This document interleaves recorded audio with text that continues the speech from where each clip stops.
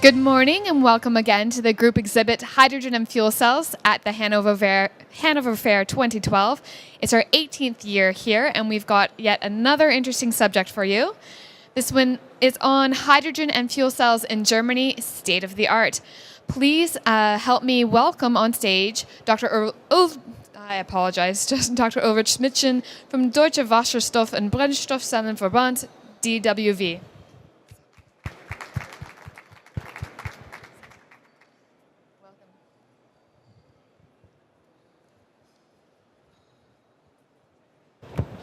So welcome. Yeah.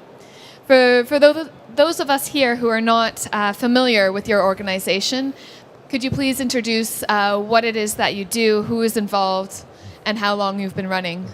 Just for the unlikely case that as a person on Earth who doesn't yet know the German Hydrogen and Fuel Cell Association, well, we are, you may say, the German Hydrogen and Fuel Cell Lobby. We are an environment association which was created in 1996. And we are doing the typical work what an association is doing. We try to bring together the people in Germany who are interested in this field to the effect that they know each other, that they can cooperate, that they can work jointly, and that they know each other. We try to keep our members informed about important developments. We also inform the public.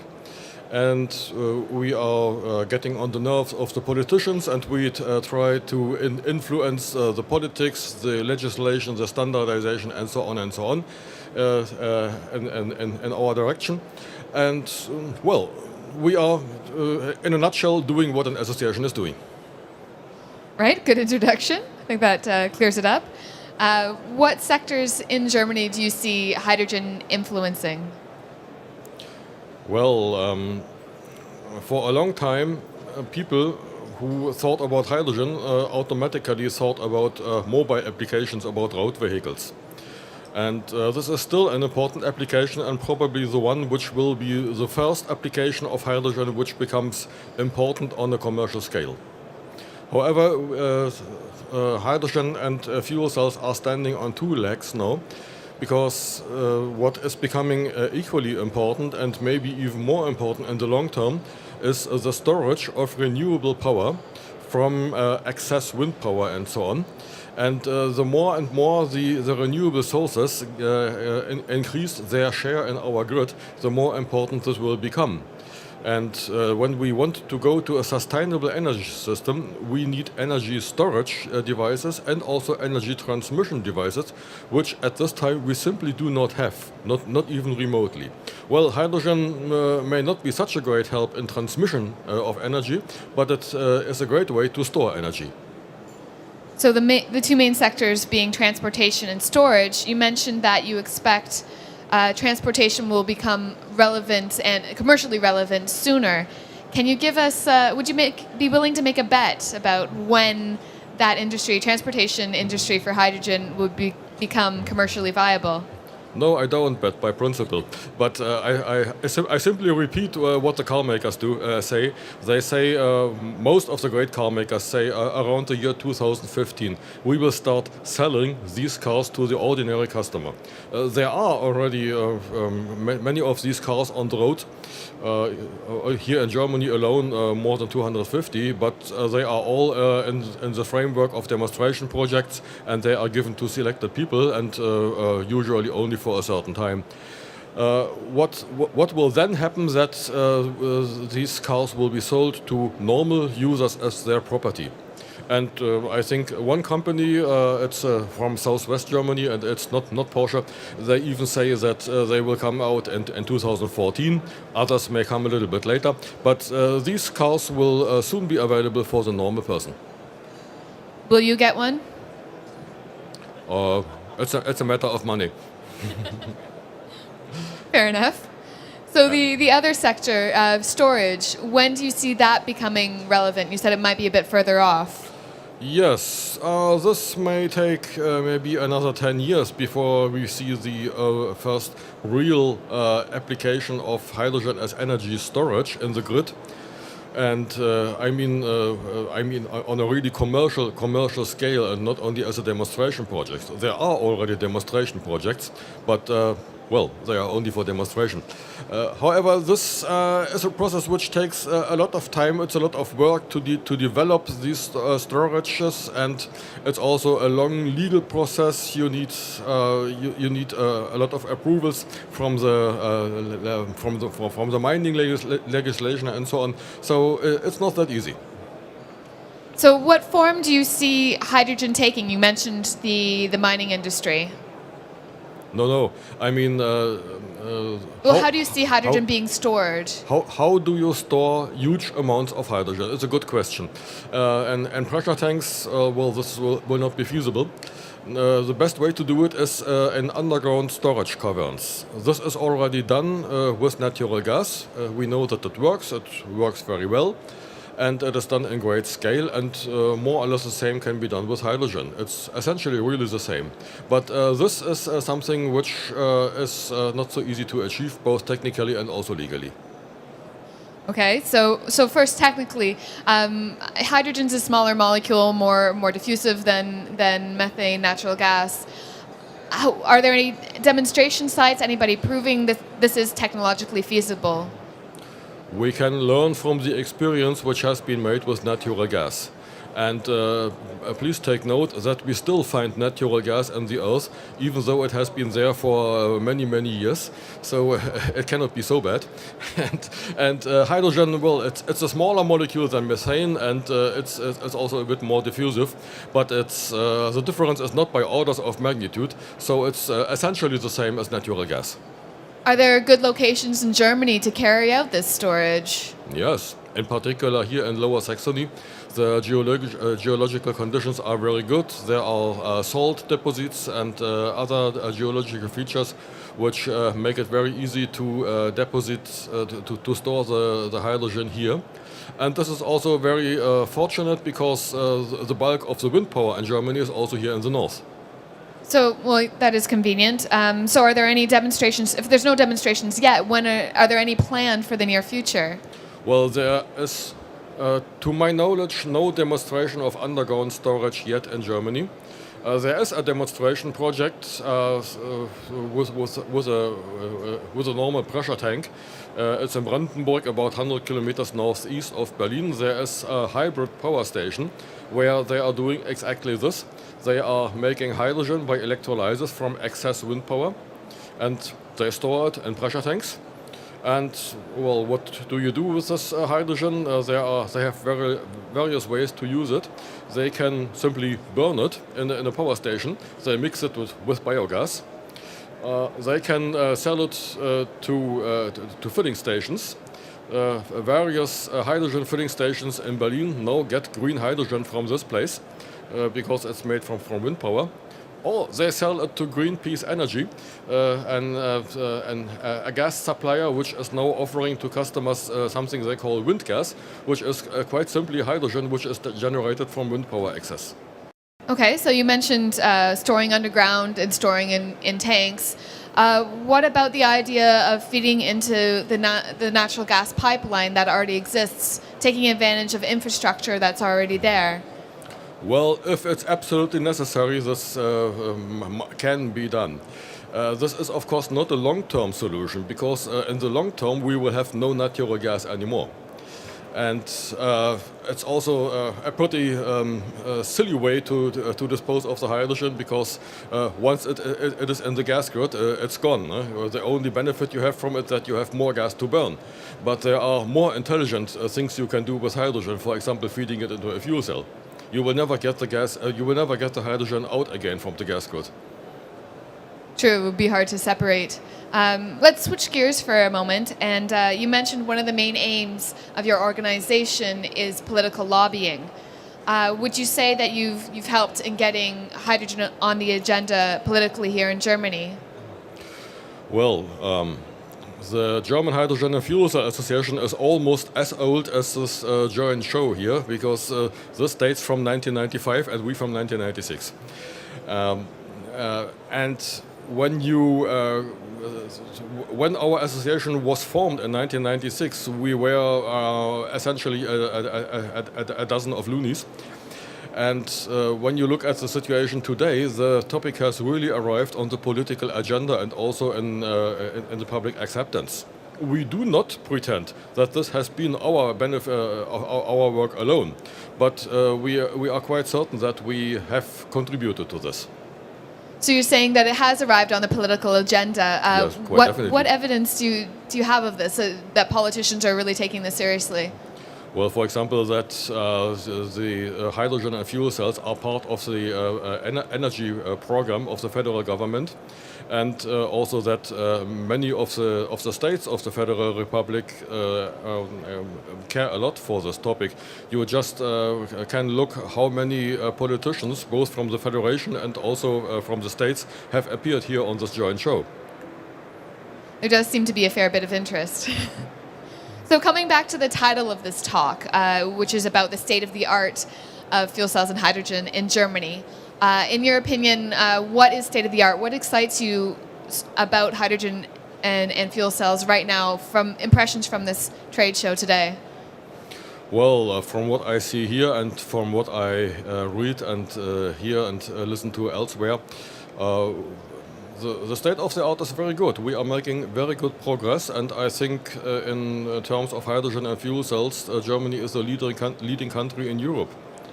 However, it's very difficult today to break this down according to nations, because development is proceeding on a global scale.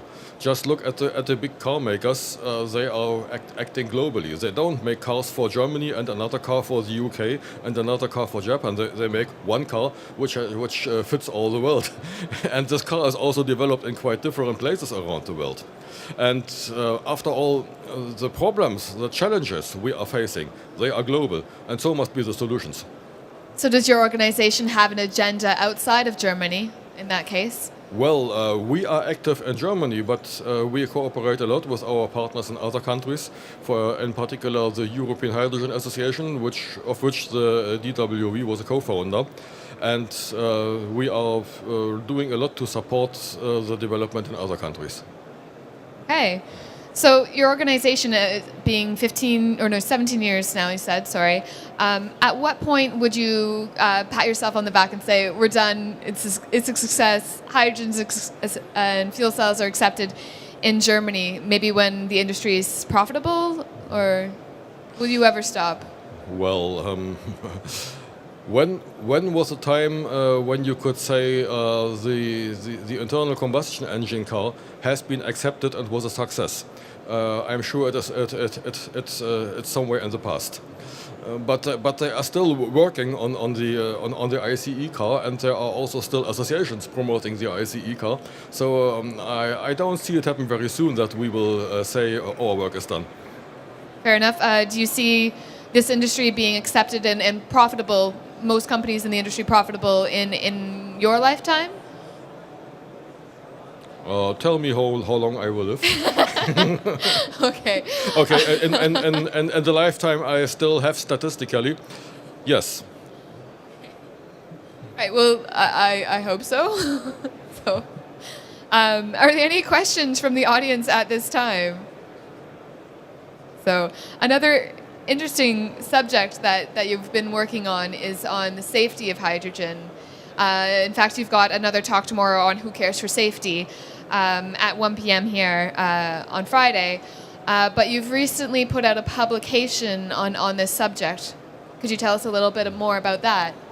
Yes, of course. There's always the question. Yes, of course, hydrogen technology is very nice, and it's clean, and it's even efficient, and it's even affordable. Yes, but is it also safe? And well, the question is totally justified. And well, every expert knows that hydrogen is safe. At least it's definitely not more dangerous than, for example, oil or gas or uranium or coal. But most of the public is not made up of experts. And so a part of our PR work from the very beginning has been to present the facts about hydrogen risks and about hydrogen safety. And we have quite recently published something which is certainly very interesting in this context. The DWV Wasserstoff-Sicherheitskompendium, which is a booklet of 44 pages, and this is really covering all the aspects of hydrogen safety, and on a level which most people can understand, so you need to be a PhD to understand it. And if you want, you can come to our booth E65 and pick up a copy. For the time being, it's available in German only. We are negotiating with the International Partner Association in order to get an English translation on the rail. It's not yet done. We are still negotiating, but I am optimistic about it. So would you expect that the general public would read this, or maybe they don't want to read the whole booklet? Do you have any programs to disseminate this knowledge more generally? Oh, my impression is quite definitely that the general public does read it, because we have given away quite a number of them, and it's also very popular on the internet. Okay, good. So if you do want your own copy of this popular text, then you can, as you said, visit his booth. Are there any other questions for Ulrich at this time?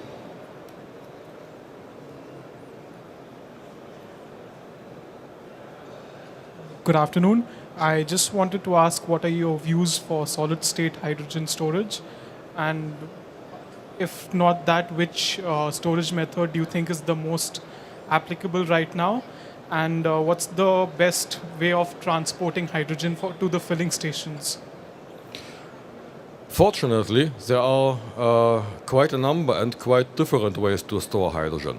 You can classically store it as a compressed gas. You can also store it as a cryogenic liquid. You can store it in chemical compounds like metal hydrides, and there are other ways as well. There is no such thing as the way to store hydrogen. It always depends on your application. For example, how much hydrogen do you have to store? For how many times will you have to keep it? How much time do you have to release it again? And the chemical storage of hydrogen or solid-state storage of hydrogen will definitely have a place in the picture. It always depends on the boundary conditions.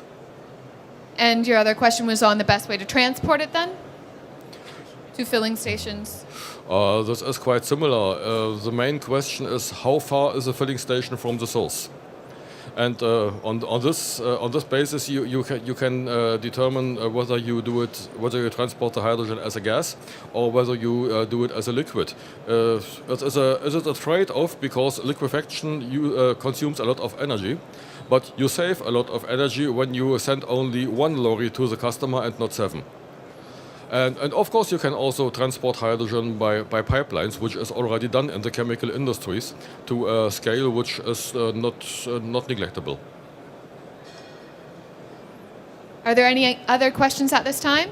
Da war noch einer.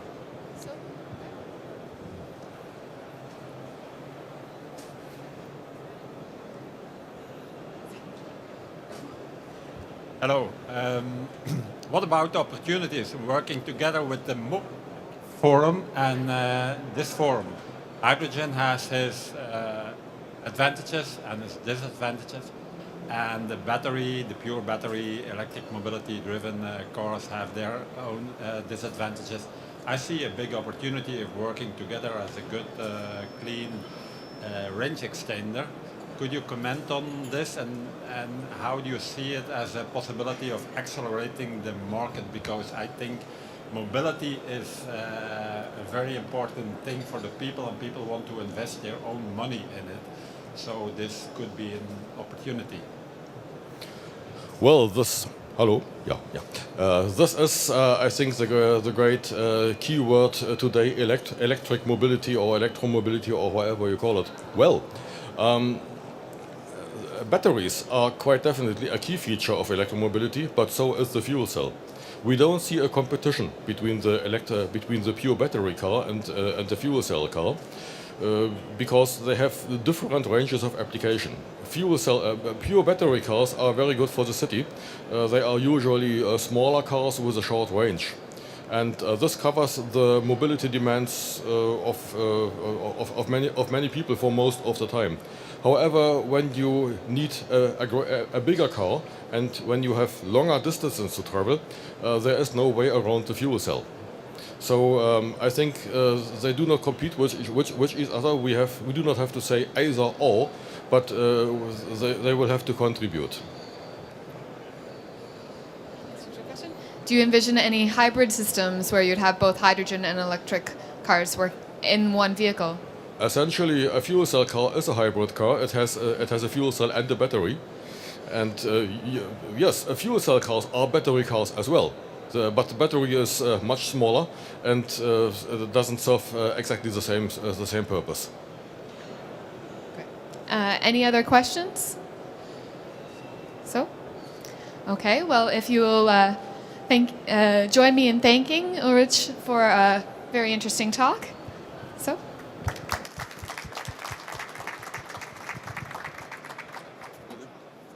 And please don't forget to visit him at his booth. That was D65, I believe, or E65. Yeah, E65? Thank you, E65.